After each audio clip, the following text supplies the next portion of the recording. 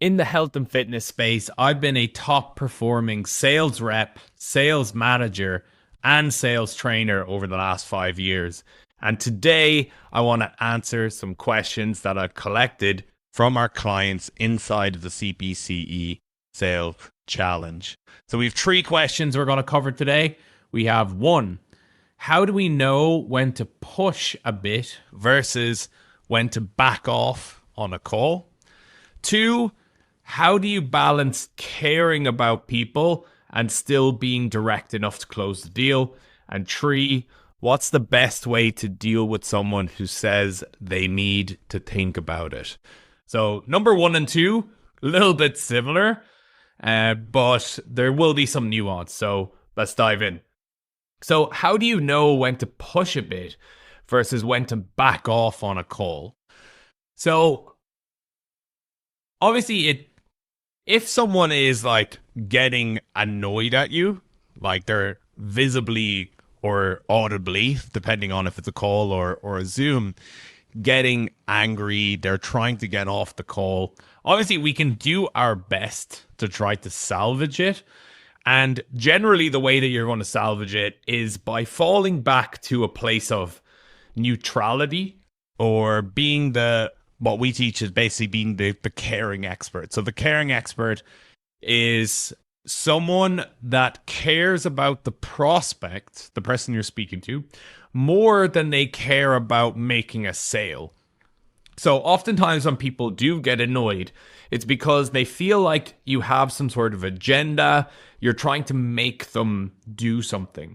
So the way to get back to neutrality, back to them being open, is to push away the sale and make it very clear that you're only trying to help, that you care more about them than you do about them working with us.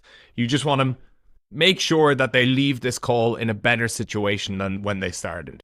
And you want to make sure that they don't continue to live their life suffering, in pain, unhappy. Now, if you do a better job during the call, let's say this comes up at the end, you do a better job during the call, then you're going to have more leverage at the end because they're going to have been emotional with you. They're going to have been open with you. So as long as we push away the sale, say things like, look, it really genuinely doesn't matter to me at all if you work with us or not. Like, I'm really just asking these questions for you because I just want to make sure that you're as healthy and as happy as you can be and that you don't continue to live a life that you're not happy with. Okay? Yeah. Bang. We can ask our questions. So doing that can often bring people back. And you can use that kind of neutrality anywhere throughout the call. If someone is adamant that they want to get off the call and things are getting heated, then generally we'll just back off. It's not worth the hassle, right? We want to give them room because you never know, they might turn around. They definitely will not turn around if it gets overly heated.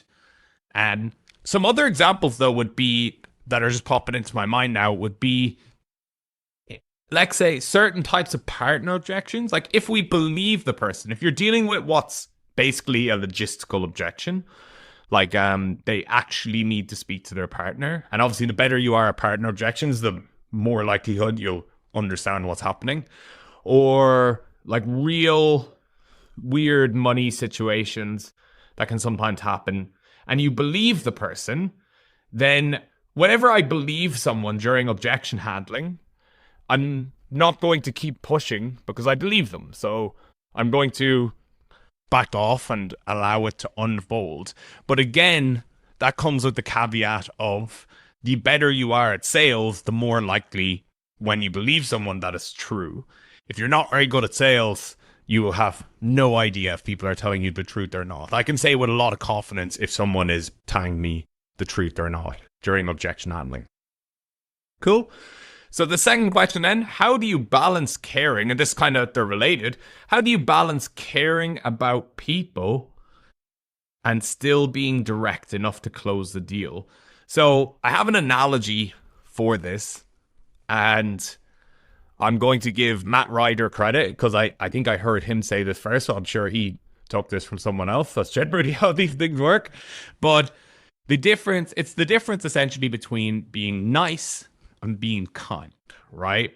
So if your friend had something in their teeth, or you knew someone and they had something in their teeth, the nice thing to do would be to say nothing at all. Because it will make them feel bad. It will make you feel bad. The whole thing is like awkward. So you just don't say anything. But the reality of the situation is if you don't say anything, they have to go the rest of the day living like that.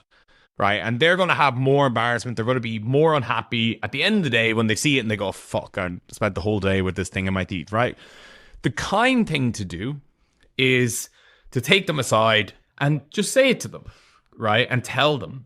Now, the balancing act of this is that you can say anything you want to someone as long as they interpret it as coming from a place of love, or coming from a love can sound a little bit woo woo, I guess, but like coming from a place of like empathy and compassion and what trying to help.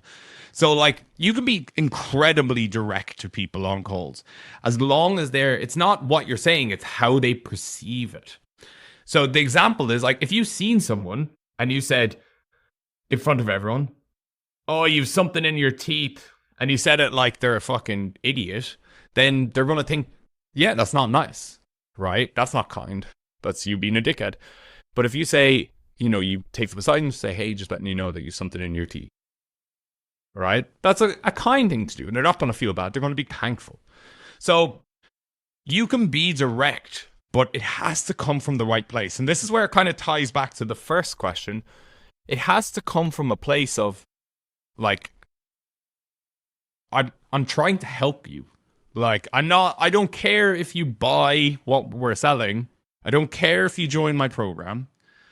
As long as you are moving towards a happier, more fulfilled, healthier version of yourself. You can do that however you want. Now, I know that our program could help you do that, but how you decide to get there is completely up to you. And being able to call people out from that place and them viewing you as that person that's the caring expert will allow you to find that balance. Cool.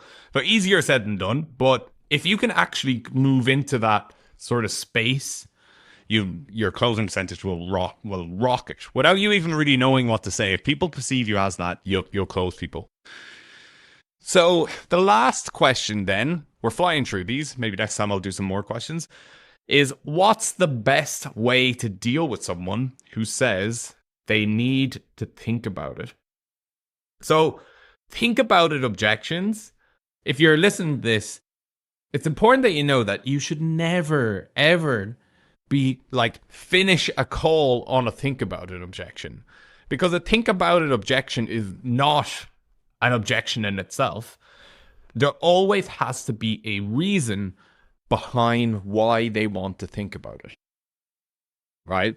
So we should always get to that. If you're getting stuck on think about it objections, it's really, really important that you learn how to get to the objection behind the think about it. So a quick example of doing that is one, we need to drop the pressure.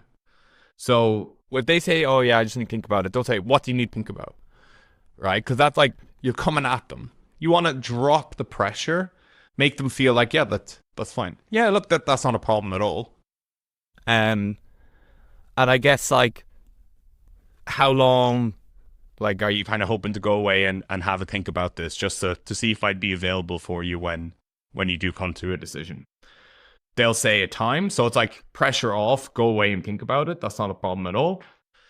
They're going to tell you, like, oh, you know, maybe on Tuesday I'll know.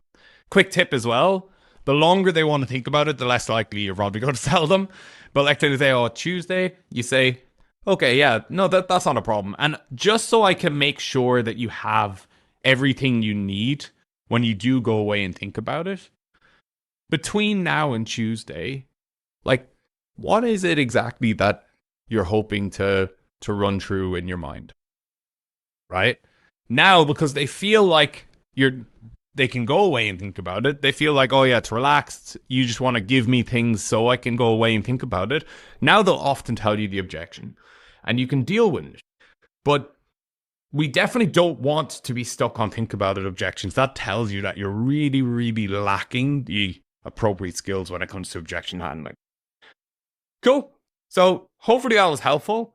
If you found it helpful and you want to watch some more videos, we have one on running 30-minute sales calls, which I definitely recommend you watch. It will allow you to double your money and pretty much overnight by being able to take more calls per hour. So that should be on the screen. You can give that a click and I'll see you over there. Peace.